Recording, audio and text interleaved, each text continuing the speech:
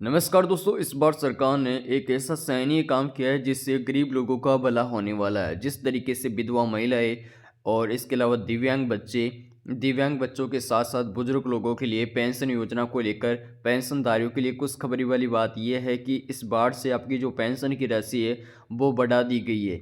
अब कितनी बढ़ाई गई है वो भी मैं आपको बताने वाला हूँ। आपके लिए बहुत बड़ी खुशखबरी है। इस बार सरकार ने बहुत ही अच्छा कदम उठाया है। जिस तरीके से रोज़मर्रा की ज़िंदगी में काफ़ी सारे खर्चे होते हैं और बढ़ती महंगाई को देखते हुए उनकी पेंशन से उनकी दवाइयाँ वगैरह और भी काफ़ी सारी चीज़ें आती है जिनका गुजर बसर नहीं हो पाता था।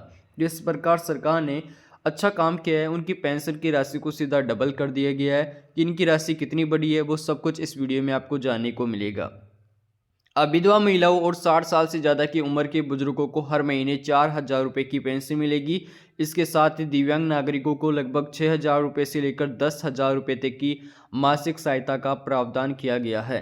पहले अलग अलग राज्यों में ये राशि बहुत कम थी और कई राज्यों में तो महज 1,000 2,000 रुपये ही मिल पाती थी। लेकिन फिलहाल में इन बुनियादी जो जरूरतें हैं उनको काफ़ी अच्छा बदलाव इनमें किया गया है। सरकार ने इस योजना को पूरे देश में एक समान लागू करने का निर्णय लिया है ताकि हर राज्य के नागरिकों को बराबर लाभ मिल सके। इससे पहले विभिन्न राज्यों में पेंशन की दरों में काफ़ी असमानता थी, अंतर आपको देखने को मिलता था। कुछ राज्यों में विधवा और वो जो वर्ग है उनको मामूली राशि मिलती थी, जबकि कुछ राज्यों में थोड़ा ज़्यादा देते थे।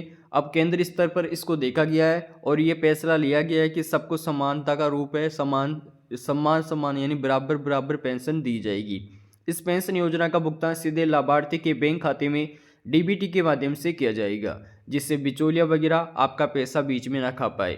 अब आपको बता दें, इस फैसले का सबसे बड़ा फायदा उन परिवारों को होगा जहां बुजुर्ग या विधवा महिलाएं आर्थिक रूप से कमजोर है और उनके पास कोई आय का दूसरा साधन भी नहीं है। और महंगाई के इस दौर में जब दवाइयाँ, राशन, इलाज की लागत तेजी से बढ़ रही है तो वह दर दर की ठोकरें खाते रहते हैं, इधर उधर जाते रहते हैं। तो ऐसे में दोस्तों सरकार ने उनके लिए बहुत ही अच्छा काम किया है। आज के इस समय में कोई भी उनकी हेल्प नहीं करता।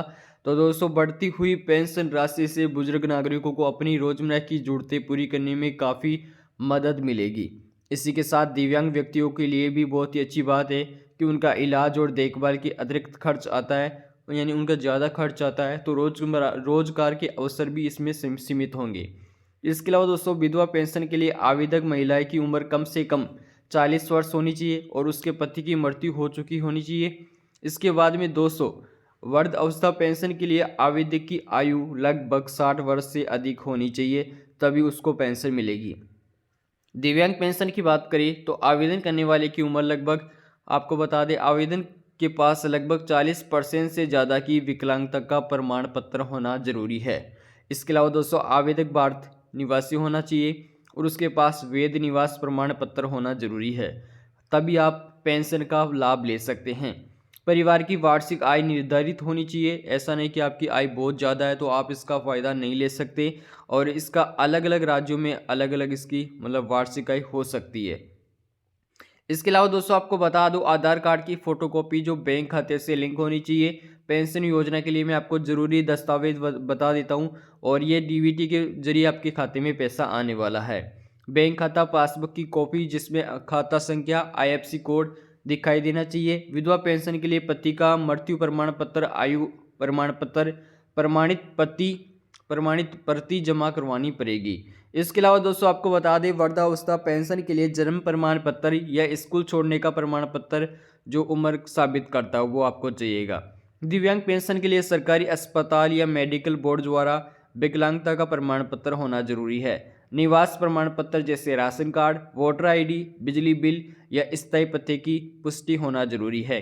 इसके बाद आप पेंशन योजना के लिए आवेदन कर सकती हो।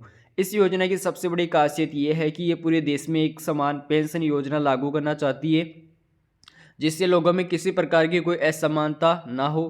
पहले कई राज्यों में इसकी राशि अलग अलग होती थी। इस बार केंद्र सरकार ने लगभग 4,000 रुपये के आसपास निश्चित कर दिया और दिव्यांग नागरिकों को लगभग 6,000 रुपये से लेकर 10,000 रुपये तक की मदद की घोषणा की है।